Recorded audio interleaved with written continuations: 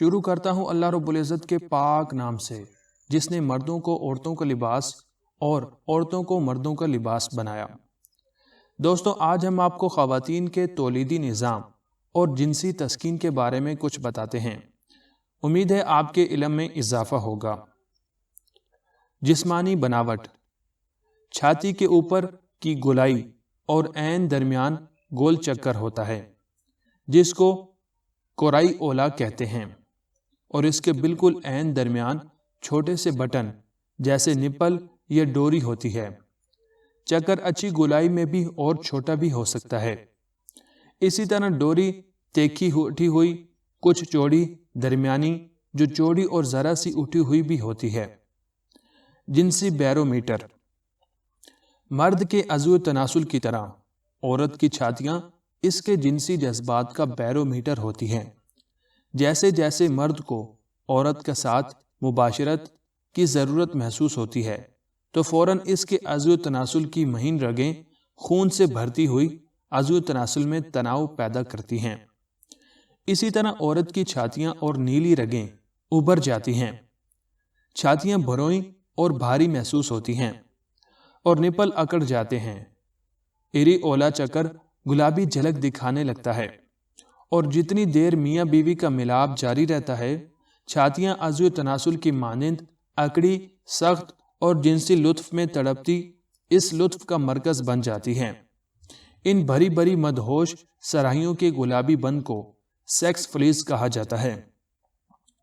جنسی شراکت کی لذت کے وقت چھاتیوں میں لذتی رنگ گلابی پن لگ جاتا ہے، اور یہ اتنی دیر قائم رہتا ہے جب تک جنسی تسکین نہیں ہوتی۔ جنسی تسکین ہوتے ہی لذتی رنگ مدھم ہونا شروع ہو جاتا ہے، اور اس کے ساتھ ہی ایری اولا چکر اور چھاتیاں بھی نارمل سائز اختیار کر لیتی ہیں۔ اکثر 10 منٹ کے بعد جسم کی حالت نارمل ہو جاتی ہے۔ جسمانی ترنگ کی وجہ سے اس طرح چھاتیوں کا اکڑنا کلائٹورس، عضو شہد یہ ڈوری کے ابھار مانند تناؤ مردانہ عضو تناسل ہوتا ہے۔ یہ حصے جنسی ملاپ کے وقت ہی نارمل سے زیادہ پھیلتے ہیں۔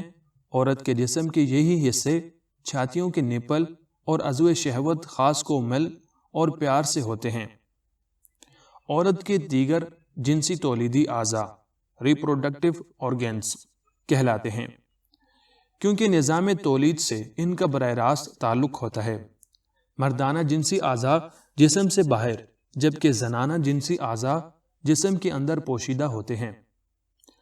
عورت کے جسم کے باہر اور اندر کے جنسی اعضاء ایک نالی کے ذریعے آپس میں ملے رہتے ہیں، اور ان دونوں کو ملانے کا یہ راستہ عضو مخصوصہ کہلاتا ہے۔